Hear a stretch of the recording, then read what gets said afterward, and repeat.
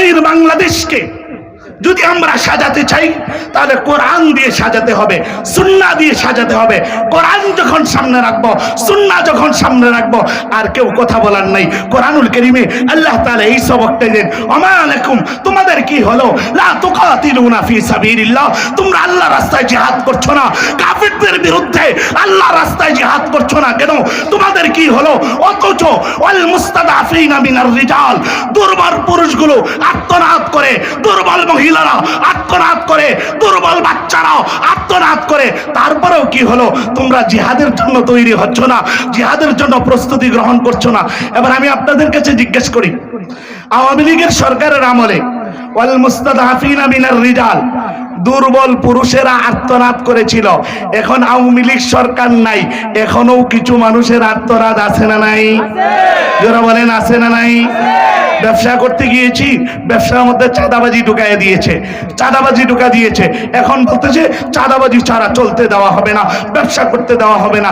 এই সময় ওই দুর্বল মানুষগুলো কষ্ট পায় কি পায় না? যারা বলেন পায় কি পায় না? আমার দেশে এমন মানুষ আছে না নাই যারা দুর্বল মানুষগুলোকে কষ্ট দেয়? আছে না নাই? বলেন আছে না নাই? সত্য না মিথ্যা? কোরআনুল কারীমে আল্লাহ তাআলা তো এটাই বয়ান করেছেন 5 নম্বর বা 8 নম্বর পৃষ্ঠায়, যে কাফের মুশরিক বেঈমান বেদিনদের বিরুদ্ধে আল্লাহ পাক রব্বুল আলামিন যুদ্ধ করার জন্য বলেছেন। অথচ এই জিনিসটাকেই ভিন্ন ভাবে আমাদের সামনে উপস্থাপন করে ওই কাফের মুশরিকদের দালালেরা, ইহুদিরা, নাসারারা পদ্ধতি কি, এরা আমাদেরকে কখনো কখনো বিভিন্ন ভাষায় এই জিহাদ শব্দটাকে এরা কখনো জঙ্গি রূপ দিতে চায়, এই জিহাদ শব্দটাকে এরা কখনো সন্ত্রাসের রূপ দিতে চায়, সন্ত্রাসের রূপ দিয়া, জঙ্গির রূপ দিয়া আমার দেশের নওজোয়ানদেরকে, তারুণ্যের আলো কাফেলার যে সদস্যরা আছে এদেরকে ভিন্ন মত তৈরি করতে চায়, ভিন্ন অবস্থান তৈরি করতে চায়, ভিন্ন দিকে চোখ ফিরানোর জন্য চেষ্টা চালায়। আমি আপনাদেরকে জিজ্ঞেস করি, জঙ্গি নামে যেইভাবে আমাদেরকে হয়রানি করা হয়, সন্ত্রাস নামে যেইগুলো হয়রানি করানো হয়, বাস্তবিক পক্ষে আমাদের এই জিহাদ শব্দটাকে এরা যেই দিকে নিতে চায় এর সাথে জিহাদ শব্দের সামান্য পরিমাণ সম্পর্ক নাই। আচ্ছা বলেন তো দেখি, রাসূলুল্লাহ সাল্লাল্লাহু আলাইহি ওয়াসাল্লাম মক্কার 13 বছর জিন্দেগি, 13 বছরের জিন্দেগির ইতিহাস দেখেন, রাসূলুল্লাহ কারো উপর অত্যাচার করেন নাই, কোনো কিছু করেন নাই।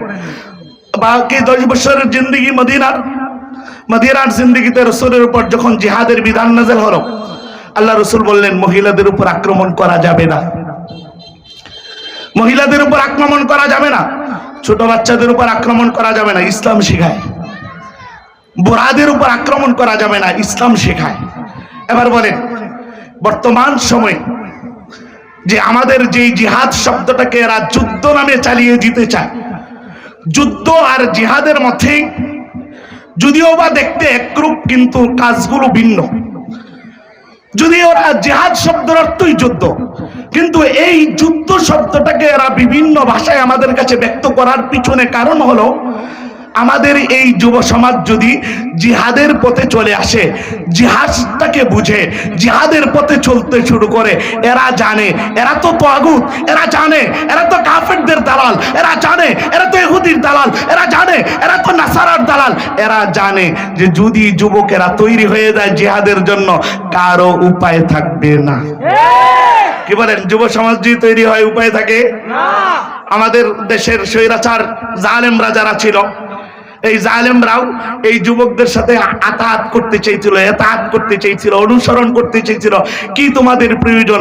এরা এতাত করে নাই, অনুসরণ করে নাই, যেমনে বলছে এমনে যায় নাই। কারণটা কি জানেন? অন্তত পক্ষে ফজল কামিনী রহমতুল্লাহ আলাইহি বলতেন যে দুনিয়ার জগতের অন্য কোনো জাতি বিক্রি হয়ে যেতে পারে, তারুণ্যের আলো যারা আছে, তারুণ্যের আলো যে যুব সমাজের যুবকেরা আছে, এরা কখনো বিক্রি হতে পারে না। যারা বলেন এরা বিক্রি হবে, বলে যুবকেরা তোমরা বিক্রি হবা, প্রয়োজন হতে জান যাবে, তারপরেও কাফেরদের কাছে মাথা নত করবা না। কারণটা কি? আরে এটা মালিক আমাকে দিয়েছে, এই যৌবন শক্তিও মালিক দিয়েছে, সবকিছু মালিক। বিলীন করলে কার রাস্তায় করব? জোরে বলো, কার রাস্তায় করব? হ্যাঁ যুবকেরা, কার রাস্তায় করবা? রাজি আছো তো?